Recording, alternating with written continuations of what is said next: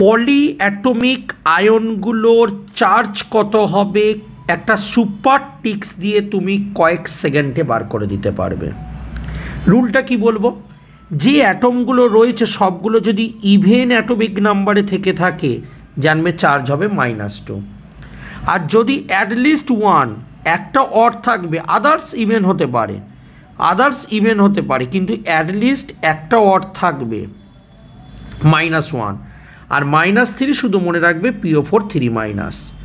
নিচু ক্লাসে আমরা যারা পড়ি তাদের ক্ষেত্রে চার্জ বার করা খুব ডিফিকাল্ট হয়, কিন্তু আমার এই ফর্মুলা দিয়ে তুমি খুব সহজেই বার করে দিতে পারবে।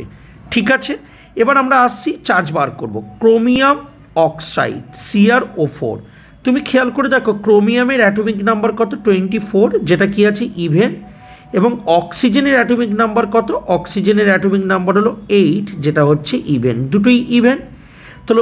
তাহলে দুটোই যদি ইভেন হয়ে থাকে তার মানে চার্জ কত হয় -2, তার মানে CrO4 ওপরে হলো 2-। ওকে, এবার চলে এসো CN, কার্বনের অ্যাটমিক নাম্বার কি 6, যেটা হলো ইভেন।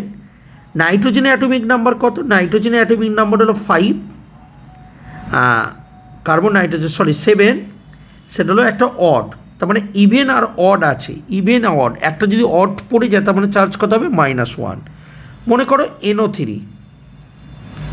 নাইট্রোজেনের অ্যাটমিক নাম্বার কত, নাইট্রোজেনের অ্যাটমিক নাম্বার হলো 7, অক্সিজেনের অ্যাটমিক নাম্বার কত, অক্সিজেন নাম্বার 8, তার মানে এটা হলো অড এবং এইটা হলো ইভেন, তার মানে একটা অড একটা ইভেন, তার মানে NO3 চার্জ হবে -1।